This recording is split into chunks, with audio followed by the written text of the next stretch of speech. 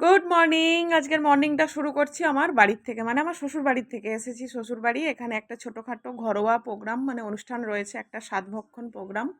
তো এই জন্য মা ফোন করে বলল যে ছোটো বৌমা চলে আসো। সবাই ফোন করেছে, তারপরে আমাদের যে হবু মা সে ফোন করেছিল, সম্পর্কে আমি বৌদি হব, আমাদের বাড়ির পেছনেই একদম। তো এই যে এসেছি তার সঙ্গে দেখা করতে, এই যে হবু মা। টুকটাক যেটা ঘরোয়া প্রোগ্রাম একটা বলে, তো দেখা করে তারপরে এবার আমরা বাইরে বসেছিলাম। এখানে ওর খাওয়া-দাওয়ার ব্যবস্থা করেছে, একটা বেবি শাওয়ার ছোট্ট করে, আ ছোট্ট করে। ভালো লাগলো অনুষ্ঠানটা। তো এখান থেকে এবার আমরা চলে যাব আমাদের খাওয়ার জায়গায়। কারণ অনেকটাই বেলা হয়ে গেছে। অলরেডি ২টো বেজে গেছে এখানে। তো খাবারের মধ্যে করেছে ফার্স্ট বেগুনি ফার্স্ট পাতে, তারপরে করেছে আমাদের শাক ভাজা। আমাদের মানে হাওড়ায় হয়তো এটা নিয়ম, আমার জানা ছিল না। আমি এই ১ম কোনো সাতভক্ষণ বাড়ি অ্যাটেন্ড করছি আমাদের হাওড়া জেলার।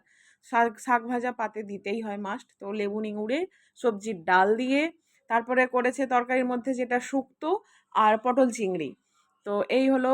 আর মাছ করেছে, কারণ শুভ কাজে মাছটাই আমাদের সবাই মানে।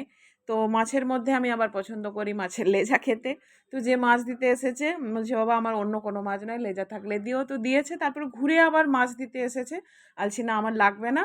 তো তারপরে দিয়েছে চাটনি দিয়ে পাঁপড় ভাজা খাওয়া শুরু করে দিয়েছি, কারণ আমি পায়েস মিষ্টি এইসব আমার নেই, ওই জন্য পাশের পাত থেকে দেখালাম পায়েস আর মিষ্টি।